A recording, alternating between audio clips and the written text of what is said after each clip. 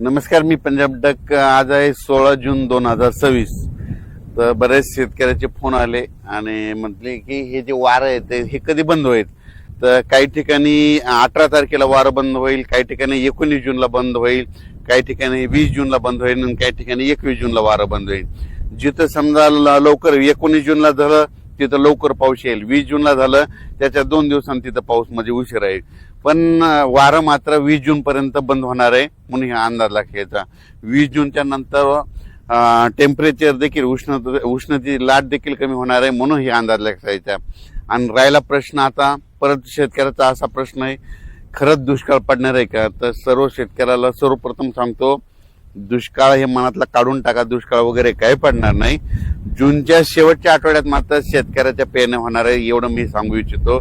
काही जणांच्या जूनच्या शेवटच्या आठवड्यात होईल आणि त्याच्यातून जर काही शेतकरी उरले तर 10 जुलै ते 15 जुलैमध्ये पेरण्या होतील. पण शेतकऱ्याच्या पेरण्या होणार एवढं निश्चित आहे, कारण की जूनच्या शेवटच्या आठवड्यात चांगला राज्यात पाऊस येणार आहे. ते पाऊस काय होणार आहे, विदर्भाकडून येणार आहे. काय असते माहितीये का, तुम्हाला सांगू इच्छितो की मान्सून केरळमधून दाखल झाल्याच्या नंतर पुढे सरकारल्याच्या नंतर महाराष्ट्रात दाखल झाला आणि त्याच्यानंतर स्थिरावला आणि असं उभं वारं सुटलं की काय होतं, मग पाऊस काय होतं, मग पूर्वेकडूनच पाऊस येत आहे. मग परत काय होतं, ते इकडून पाऊस येत नाही. मग पूर्वेकडून पावसाला सुरुवात होती. मग पूर्वेकडून म्हणजे कोणता येत आहे, विदर्भ इकडून तेलंगणाकडून. मग तिकडून पाऊस येणार आणि महाराष्ट्रातल्या परत शेतकऱ्याच्या पेरण्या लागणार म्हणून हे अंदाज लक्षात. पण दुष्काळ वगैरे काही पडणार नाही. जूनच्या शेवटच्या आठवड्यात मात्र सगळ्याच्या पेरण्या लागतील म्हणून हे अंदाज लक्षात. पेरणी करताना सर्व शेतकऱ्याला सांगू इच्छितो, सगळ्यांची पेरणी एकदम होणार नाही.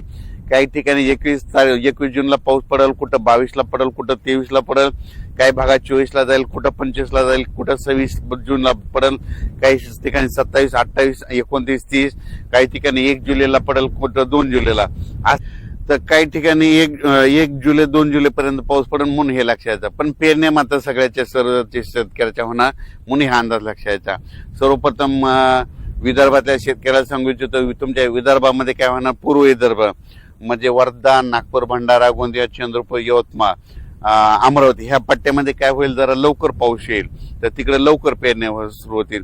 त्याच्यानंतर पश्चिम विदर्भ, त्याच्यानंतर पश्चिम विदर्भाकडे पाऊस येईल, त्याच्यानंतर मराठवाड्याकडे येईल, त्याच्यानंतर पश्चिम महाराष्ट्राकडे जाईल आणि त्याच्यानंतर उत्तर महाराष्ट्राकडे काय होईल, 23-24 जूनच्या नंतर मग तिकडे देखील चांगला पाऊस पडेल. 23 ते 30 मात्र उत्तर महाराष्ट्राकडे देखील चांगला पाऊस पडेल.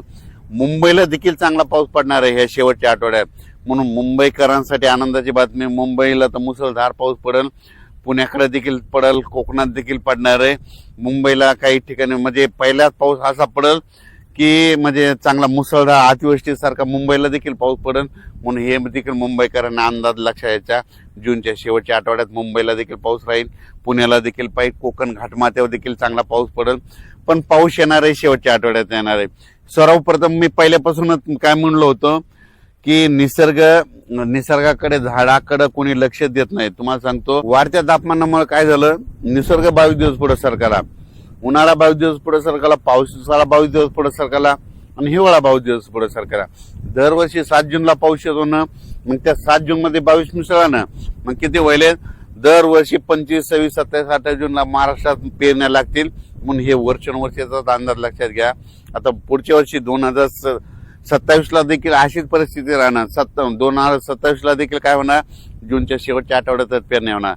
28ला देखील अशीच परिस्थिती राहणार, जूनच्या शेवटच्या आठवड्यात पेरण्या होणार. 2029ला देखील जूनच्या शेवटच्या आठवड्यात पेरण्या होणार. म्हणजे वर्षानुवर्ष हे निसर्ग 22 दिवस पुढे सरकारले असल्यामुळं हे भविष्यामध्ये असंच राहणार म्हणून या पुढे म्हणतो, निसर्गावर प्रेम का, झाडं लावा. कारण की काय झालं, या वाढत्या तापमानामुळे सगळ्या गोष्टीला ह्या घडत आहेत. ग्लोबल वॉर्मिंग, पृथ्वीचं तापमान वाढत चालल्यामुळे ह्या सगळ्या गोष्टीला आपल्याला सामोरे जावं लागणार आहे. म्हणून भविष्यामध्ये झाडं लावावीच लागतील. झाडं लावून पृथ्वीचं तापमान कमी करा. शेतकऱ्याला परत सांगतो की शेतकऱ्यांना घाबरू नका. हे तुम्ही जर मोबाईल उघडलं की तुम्हाला ते एन लिनो नाव दिसेल. तुम्हाला सांगतो, आता तुम्ही वाटल्यास ना ते पेरू देशाचं तिथलं समुद्राचं तापमान करा, तिथून खाल्ल्या भागातलं तापमान करा. खाल्ल्या भागामध्ये थंडी आणि वरती देखील एवढं काही एल निनो वगैरे काही नाही. तुम्हाला गोष्टी घडत आहेत आणि तुम्हाला सांगतो पाऊस नाही पडायला लागलं की ते एल निनो लावतात. आता याच्यानंतर तुम्ही बघा 20 तारखेच्या नंतर हे सगळे एल निनो पाऊस सुरू झाला की एल निनो हे सगळं बंद करून टाकतात की म्हणतात एल निनो हे झालं असं म्हणतात. तुम्हाला सांगतो हे सगळं काही नसतं. 2 समुद्र आहेत भारताला, 2 समुद्र आहेत, अरबी समुद्र, बंगालच्या खाडीचा समुद्र. अरबी समुद्रातला जरी पाऊस नाही आला तर बंगालच्या खाडीचा पाऊस येतो, आपल्या भारताला पाऊस पडतो. म्हणून म्हणतो पाऊस येणार आहे निश्चित, पेरण्या होणार आहे. यावर्षी सरासरी इतका पाऊस पडणार आहे, परतीचा पाऊस धुमाकूळ घालणार आहे. म्हणून हा अंदाज सर्व शेतकऱ्यांनी लक्षात घ्यायचा. शेतकऱ्यांना घाबरू नका, यावर्षी दुष्काळ वगैरे काय पडणार नाही. जूनच्या शेवटच्या आठवड्यात पेरण्या लागतील, त्याच्यातून उरले तर 10 जुलै ते 15 जुलै मध्ये सगळ्यांच्या पेरण्या होणार आहे. म्हणून शेतकऱ्यांना घाबरून जाण्याचं कारण नाही. आपण आपलं फक्त तयारीला लावा. जमिनीमध्ये पाऊस पडल्याच्या नंतर चांगली ईदभर ओल गेल्याच्या नंतर पेरणीचा निर्णय घ्या. नसता मग 4 बोट 6 बोटवर पेरणी करू नका. पण पाऊस येणार आहे एवढं निश्चित आहे. दुष्काळ वगैरे काही पडणार नाही. घाबरून जाण्याचं काही कारण नाही. धन्यवाद.